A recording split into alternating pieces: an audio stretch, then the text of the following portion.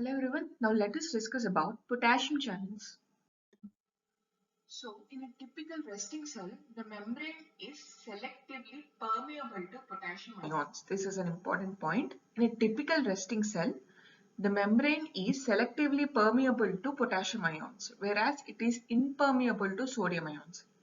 And the resting membrane potential, which is nothing but approximately minus 60 volts, is somewhat positive to potassium ion equilibrium, which is around minus 90 millivolts.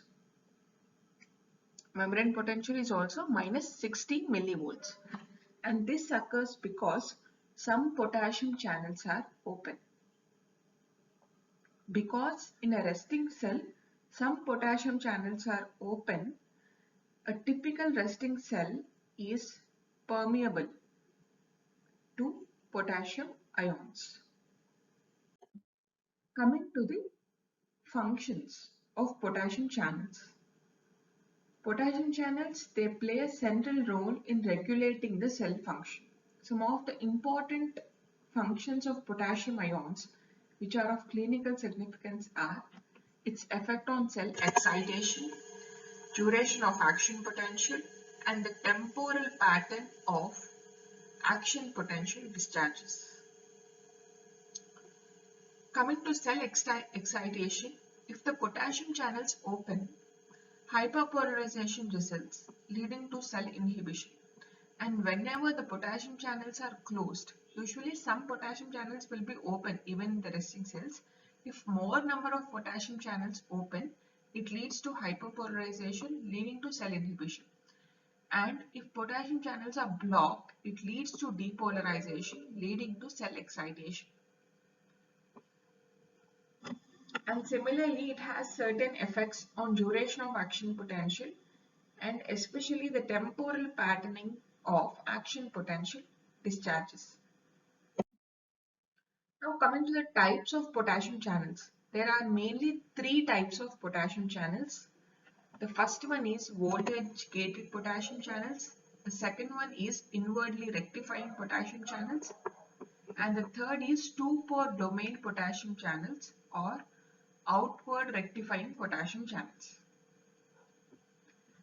When it comes to voltage gated potassium channels, they are mainly blocked by, many of the voltage gated potassium channels are blocked by 4-aminopyridine and tetraethyl ammonium.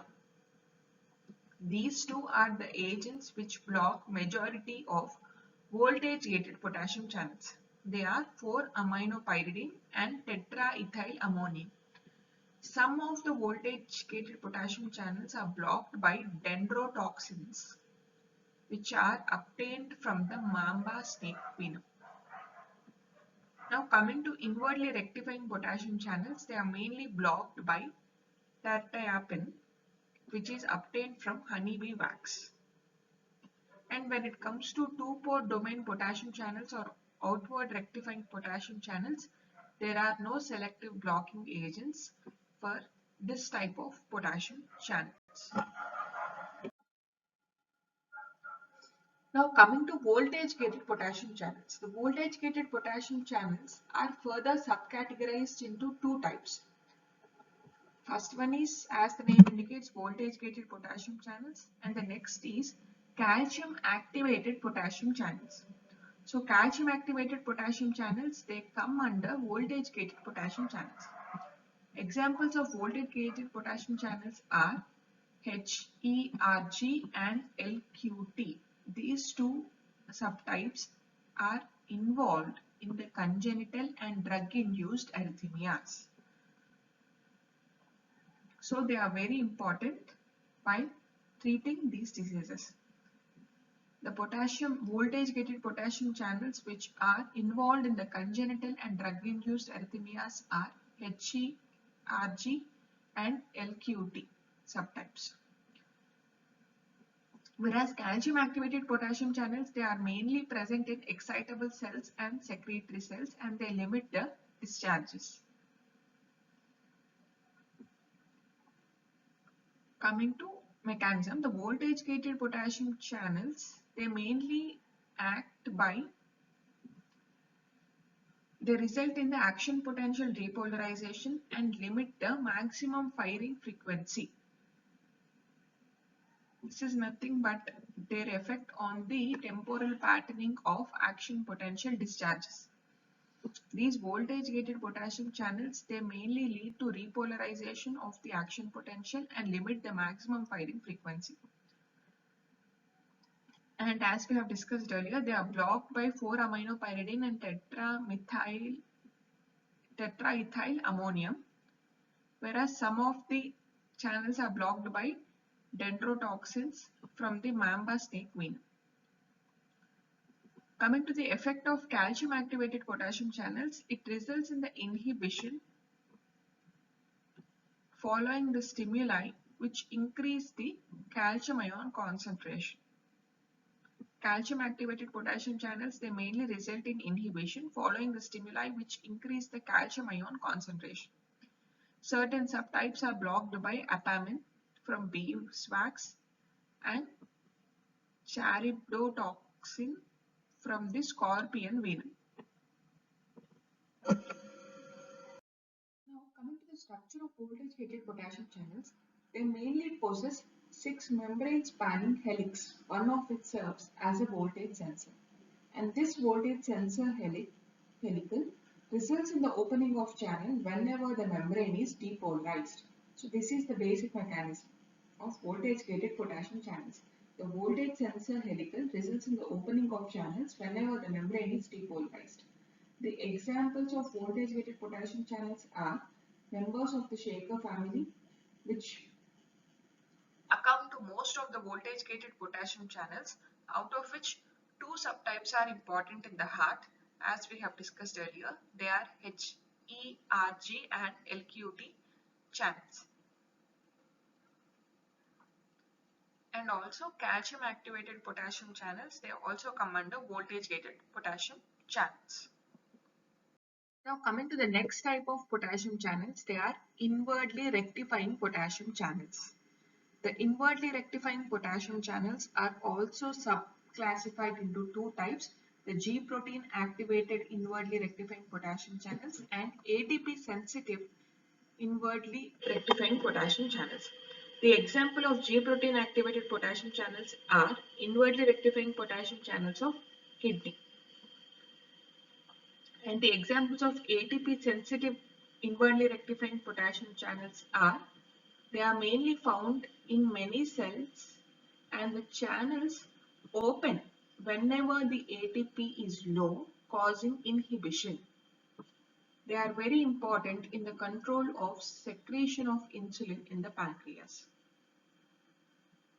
So ATP sensitive inwardly rectifying potassium channels are important in regulating the insulin secretion in pancreas.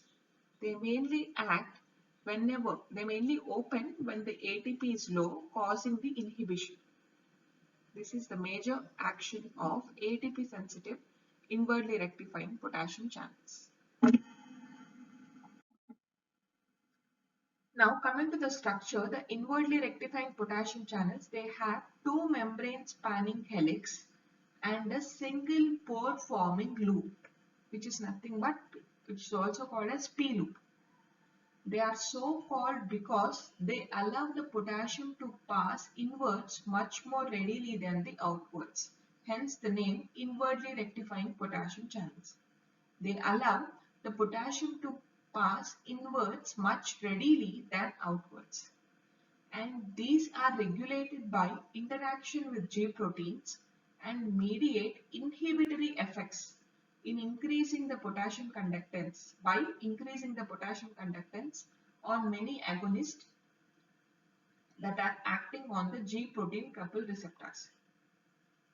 They mainly mediate inhibitory effects by increasing the potassium conductance.